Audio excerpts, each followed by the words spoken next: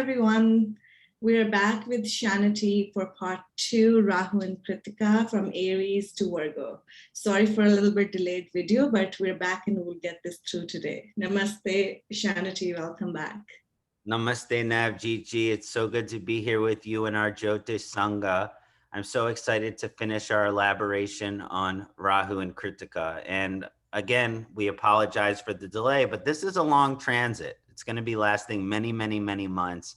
And it did just start like less than 2 weeks ago. So it's not as if, there's still plenty of this energy to be experienced. Right. So in honor of Lord Rahu, I'll do a quick chant to Lord Rahu and then we'll get started.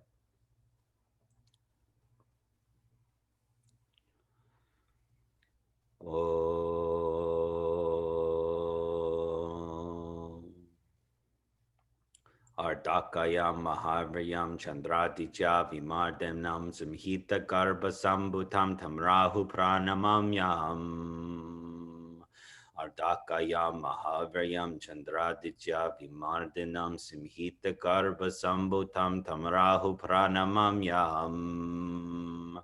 Ardakayam Mahavyam Kṣaṇāti Vimardhanam Samhita Garbha Sambhutam Tam Rahu Pranamamyam. Om Brahm Brim Brahm Saharahave Namaha. Om Brahm Brim Brahm Saharahave Namaha. Om Brahm Brim Brahm Saharahave Namaha. Om Brahm Brim Brahm Saharahave Namaha. Hari Om, Om Namah Shivaya, Namaste.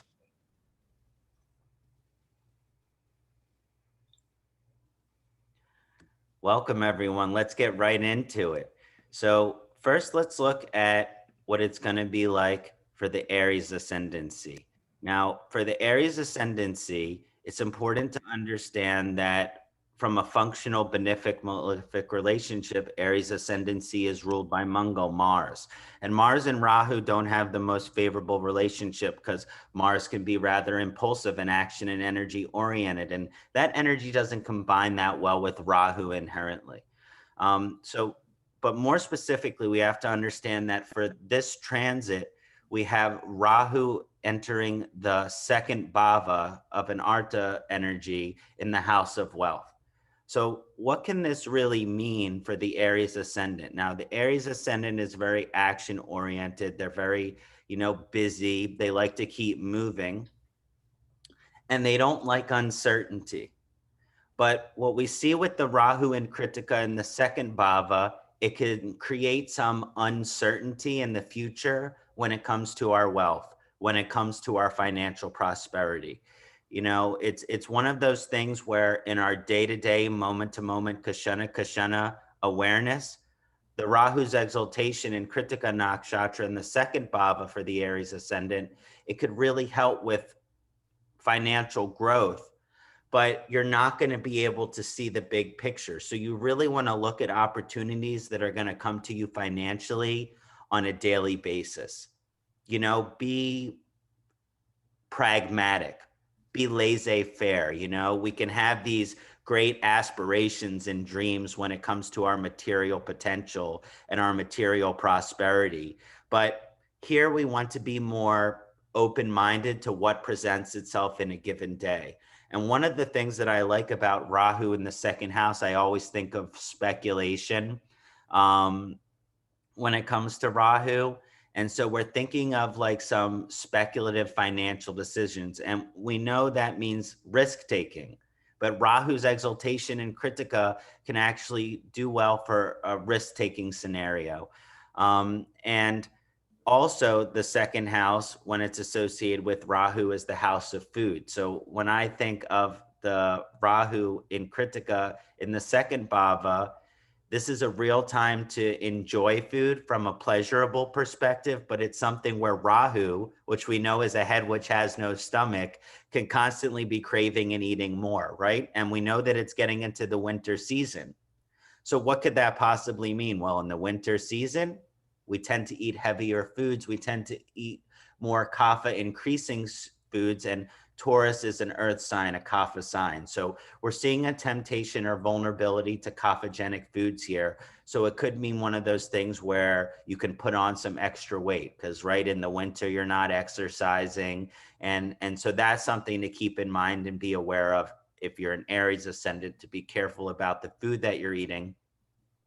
And this is also the mouth too. So we don't want to fall into any bad habits with that Rahu in the second house aspect in the eighth. Be careful about smoking, drinking alcohol, or participating in other activities like that, because it could become addiction. We do see that Rahu in strength can manifest as addiction, and addiction isn't always a substance. It can be food, it can be romantic relationship. So that's just something that I wanted to keep in mind. So on the side to be careful of, I really want you to be wary of what you're putting into your body, what you're putting into your mouth. Try not to develop any compulsive behaviors. But on the positive side, it's a great time for being in the moment and making some interesting investments, right? Rahu represents foreign and exotic cultures.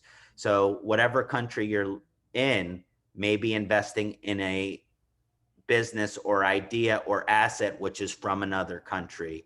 I really like that idea for the Aries ascendancy. So that's just a brief elaboration on Rahu Krittika in Aries. Now, moving on to Taurus. See, this is a very interesting ascendant because Rahu is in Taurus. So Rahu in Krittika will be ascending for the Taurus Lagnesh. So this has more to do with the evolution and the character of the person. Now, one of the things that I love about Rahu in Krittika is it represents material prosperity and fame and power, right? So one of the things that for the Taurus ascendant is they could be really gaining a lot of like financial success, wealth, growth in their career. You know, it could really be an expansive time. Maybe they're getting a promotion in their job. Maybe they're getting a larger home. Maybe they're getting a larger apartment. So a real positive energy here of like material abundance and success, right? The goddess Lakshmi comes to mind in this perspective, where we're really being blessed by material prosperity and abundance. And I want to honor that as like a really positive energy of Rahu Krittika in general, right? This could be a really materially favorable time for everyone due to Rahu's in Krittika position. And I think I discussed that in my first elaboration. But now, what's the downside of this energy? Well, sometimes when you get more success, sometimes when you get more money, sometimes when you get more power, it goes to your ego. And one of the things that I'm concerned about, especially with Rahu in its exaltation form here in Krittika Nakshatra, is what I call the puffy balloon scenario, which is all air, right? So it's all air, all head. Rahu's all head. So it's an exaltation of Rahu, which is all head. So what could that mean? Well, okay, so I have a promotion. That makes me a better person. I make more money than you. That makes me a better person. You know, I'm famous. I'm successful. I have the boyfriend that I want. I have the girlfriend. Like all of these things that are great. They're blessings from God, right? It's a blessing. Nothing happens by coincidence. But when you're given a blessing, the energy to remember is that that is a blessing from God. That's not something that you inherently, you know, are entitled to. It's something to be grateful for. And so as you do grow in your power and in your success and all of these material prosperous things, which I believe are happening for the Taurus ascendant over the course of this dasha, that it's over this transit, that it's very important that it does not inflate your ego and that you remain humble and get connected to that austere, occult, mystical, esoteric energy that I like to see with a Rahu and Krittika position, especially ascending. Mm.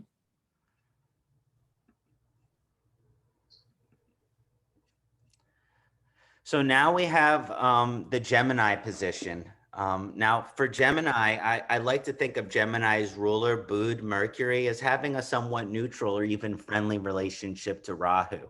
You'll notice when I did the chant earlier that the tantric sounds I used was Om Brahm Brim Brahm Saharahuve Namaha. And the Brahm Brim Brahm is actually connected to Mercury. And some Vedic astrologers believe that Rahu and Mercury have a very favorable relationship because they're both like thinking energies. They're skeptical and they're mentally oriented energies. So I mean, it can be very positive to have this kind of energy. And we know when Rahu is in Gemini, many astrologers believe that to be either an exaltation or a Mula Trikona position for Rahu. So it can be considered very favorable. But what does that mean now that we're seeing Rahu in the 12th bhava of moksha, right? That can be a little bit confusing for the Gemini ascendant. Now, I don't necessarily get too excited when I see Rahu in the 12th house, but for the Gemini ascendant, I do like it. But one of the things that I like to encourage to understand about the 12th house is that it's wonderful spiritually. It liberates you. It brings you closer to God. There's no better position to bring you in alignment with God's will. Unfortunately, that's not enjoyable on the material perspective, right? For the Taurus ascendant, we were seeing all this prosperity, but now we're seeing, okay, it's really about letting go of your attachments, letting go of your desires. And there's a real catch-22 that shows up for the Gemini ascendancy here. Let's say you want something. You're a Gemini ascendant. I want this job. I want this, romantic partner. I want to be able to travel to here. Well, if you want it so bad that you think you need it or you think you deserve it, it's an attachment. And if that's an attachment, I can almost guarantee you that due to Rahu's exaltation in Krittika here in the 12th bhava, it will not happen. It will not occur. It will keep abating you, and abating you. And Lord Shiva will be constantly trying to teach you the lesson of, you think you want something so bad that you need it and you're attached to it, there's no way that the gods will give it to you. And what I mean by a catch-22 is here, well, let's say there's nothing wrong with karma, with the desire, with the motivation to want something. That's human nature. That's the human condition. I don't think any human should pass judgment on another human being because we desire certain things. That's not fair. The attachment to the desire is what's wrong. And there's a real spiritual lesson that's kind of showing up here for the Gemini ascendant. Which really likes to be stimulated with externalities, right? They like to be stimulated intellectually. They like to be stimulated socially. And here it's saying, okay, you want something, let go of thinking you need it, which means don't focus on it. Don't pay attention to it. Turn it over to your higher power. Turn it over to God. Surrender your desire and be humble. And that's the trick. That's how you might actually get the thing that you want. When you surrender and say, okay, it's my will that I want this thing. But if you surrender and say, if it's your will, God, that I have this thing, and I surrender to your will, God, if you want me to have it, then wonderful. Thank you, God. Then I think that you're much more likely to get in touch with this lesson and to actually get some of the things that you desire, right? So it's a little bit of a mental game, which is all about the Gemini ascendancy that it's kind of playing with you here. And also Rahu represents that foreign and exotic energy, and it's in the 12th house of foreign relocation. So this is a very important period to really consider the possibility of travel, of foreign relocation, of kind of visiting different places. But again, an attachment to that could be challenging.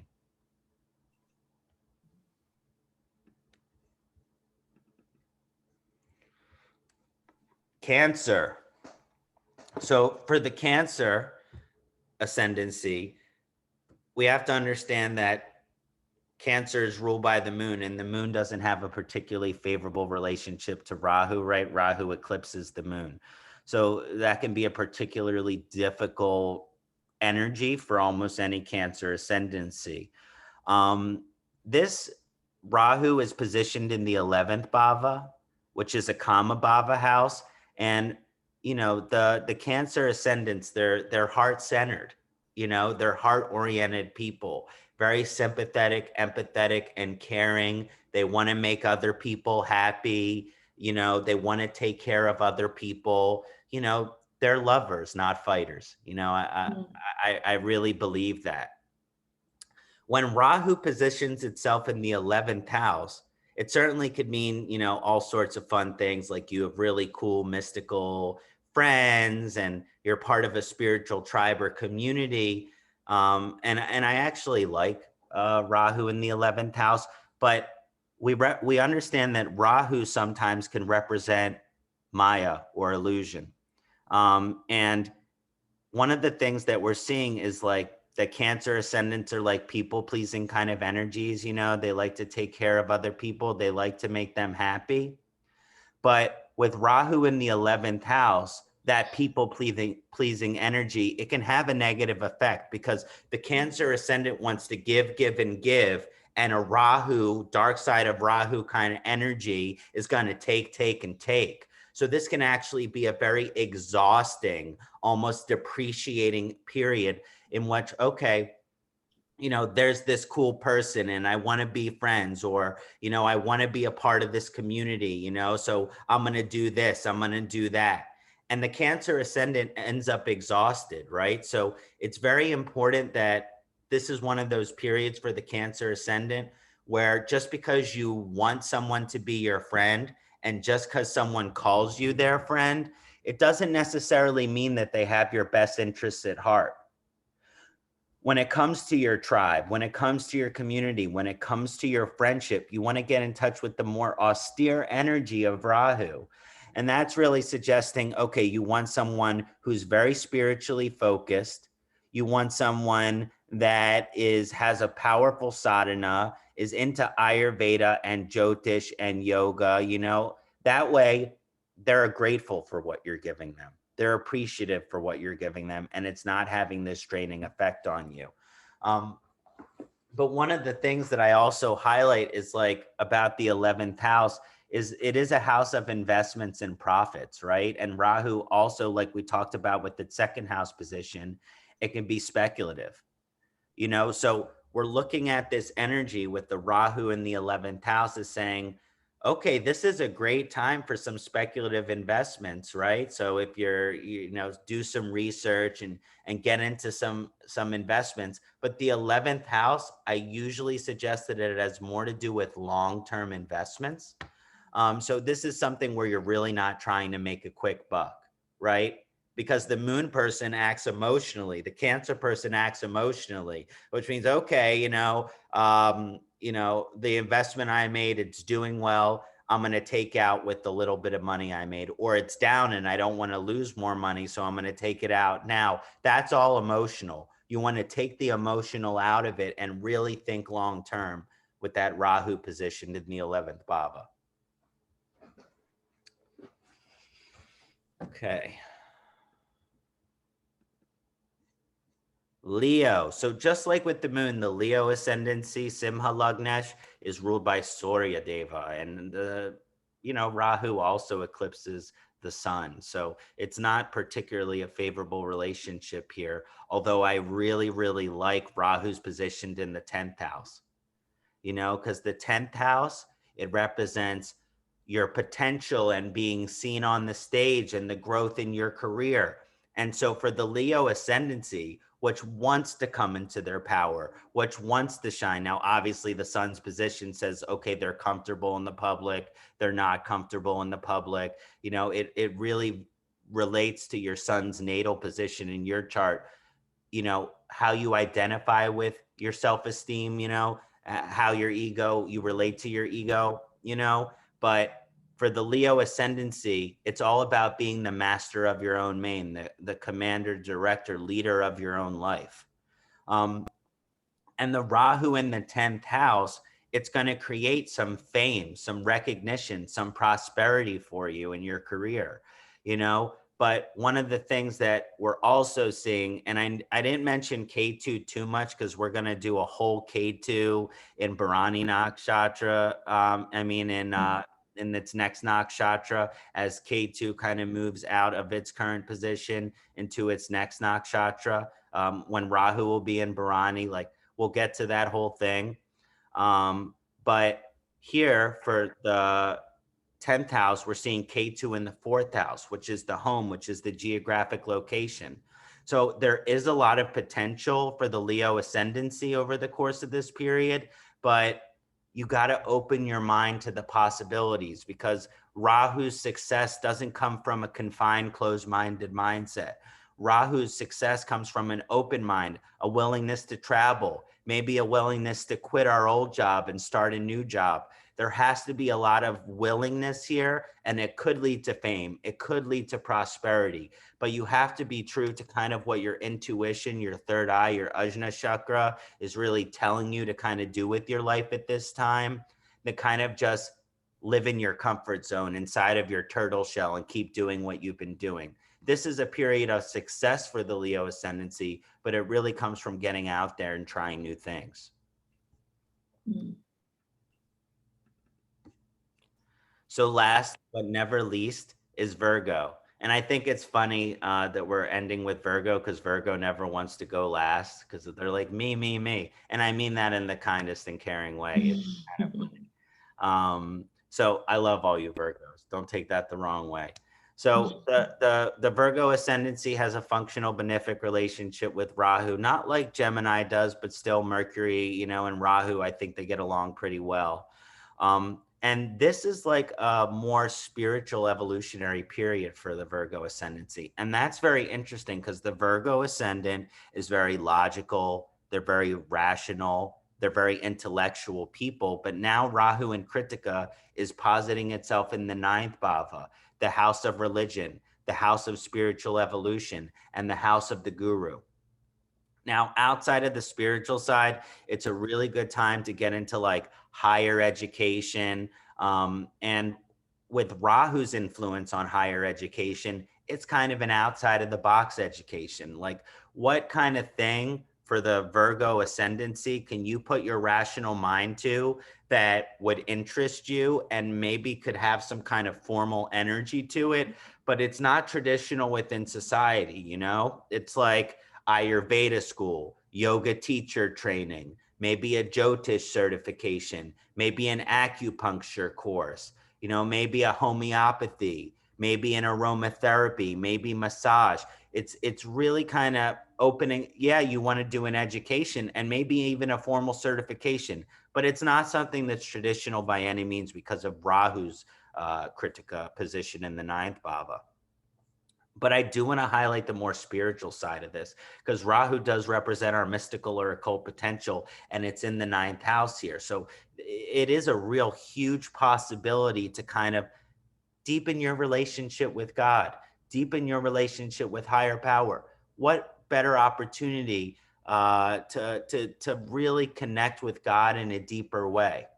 But again, Rahu wants us to get out of our comfort zone. So we got to open our mind. What religion were we raised? You know, is that a dogmatic religion, which means it has lots of rules and regulations? If it does, and that's the religion that we want to practice, how can we practice it in a more spiritual way instead of a more law, rule, and regulation way? Because let's be honest, Rahu doesn't really like laws, rules, and regulations. So it's really about the mystical focus, right? So, you know, it's going from, like, if you're looking at Hinduism, for example, it suggests more of a bhakti path, you know, over the course of this period, the chanting, you know, the meditation, the service and kindness to others. But one of the things that I do want to encourage you, because Rahu does kind of in the 9th house representing like foreign culture and foreign religions and an interest in those things. You know, if you're born in the Western world, then this is a perfect time to get into Eastern philosophy. This is a perfect time to get into Eastern religion. Let's say you're born into the Eastern world, you know, beautiful mystical tradition.